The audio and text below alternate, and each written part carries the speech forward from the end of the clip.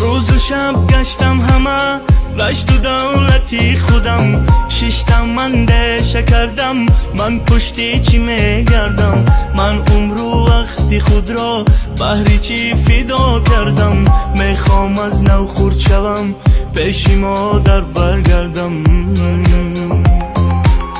دیدم اشکی پیشوایم بهری ملت میگریست همون ساعت فهمیدم بزرگی او در چیست به خود دادم سوگندم بهر ملت می جنگم تاجیکم تاجیک زبان جانم بهر تو تاجیکستان و پیش